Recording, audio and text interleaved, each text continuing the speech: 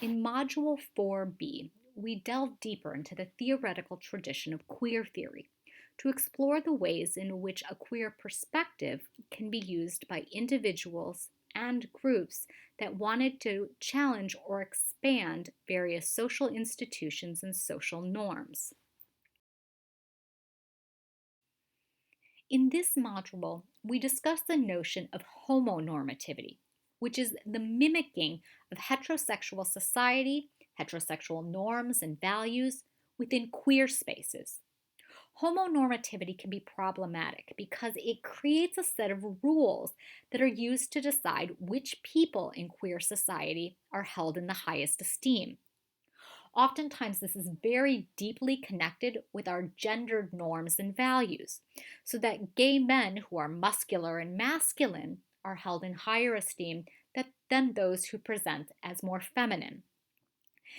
Homonormativity mimics heterosexual culture by suggesting that queer folks who get married, adopt children, attend church every weekend, and live in suburban communities are somehow a better example of queer life than those who choose not to. Now, it's not that any of those things are inherently problematic or negative. But when they're highly valued over other forms of queer lifestyle and queer traits, it can impact who the community interacts with, who's supported, and whose issues become those that are lobbied and publicized. One issue that's deeply debated within some LGBTQIA spaces is marriage.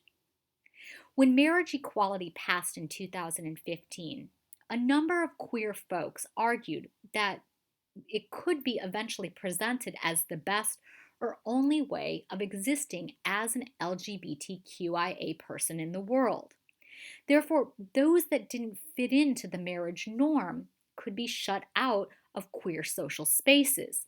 And this would make it possible for those individuals' issues to be overlooked, or for the overlook of hate crimes against other queer folks, such as transgender individuals or those that didn't fit into the marriage model. We further examined the institution of marriage from a queer perspective by asking, can a heterosexual marriage ever be queer? Given that some scholars have defined queer as anything that's at odds with what's considered normal, legitimate, or dominant, there is space even within a heterosexual marriage to incorporate queer aspects.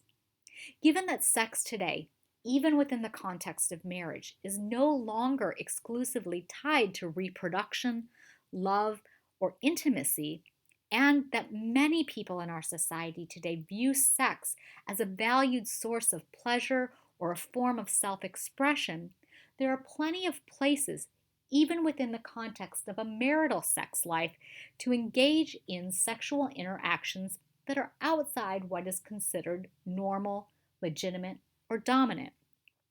For example, those that engage in practices of BDSM or kink culture are really tying into a tradition that's deeply linked to the history of gay politics, and therefore incorporating a variety of different aspects of sex and sexuality, even within the context of a heterosexual marriage. In the reading for this week, Seidman's Chapter 6, The Revolt Against Sexual Identity, the authors explore the increasing number of people who are reimagining the relationship between sexuality, gender, and identity by rejecting sexual identity labels. The authors specifically look at metrosexuals, who reframe masculinity, queer gays and lesbians, who challenge the hetero-homosexual binary, straight queers who find sexual labels restrict their intimate choices, and some bisexual and trans folks that are at ease and comfortable with ambiguity and fluidity.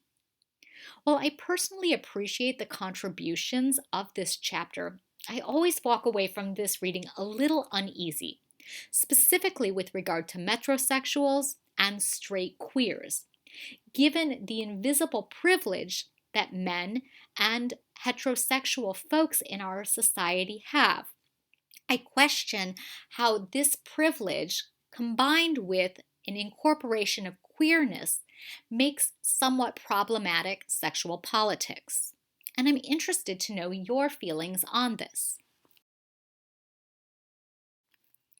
Therefore, I'd like to hear your own opinions on the material covered this week.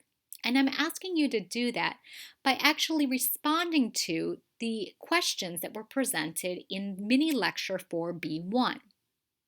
This week, we expanded on our understanding of queer theory by questioning if a traditional heterosexual institution, marriage, can be queer. So, for your final thoughts, I'd like for you to provide a detailed explanation in response to the questions that were presented earlier. And then use material from this week to support your position. In your final thoughts, tell me, how queer is marriage equality? And do you think heterosexual marriage can ever be queer?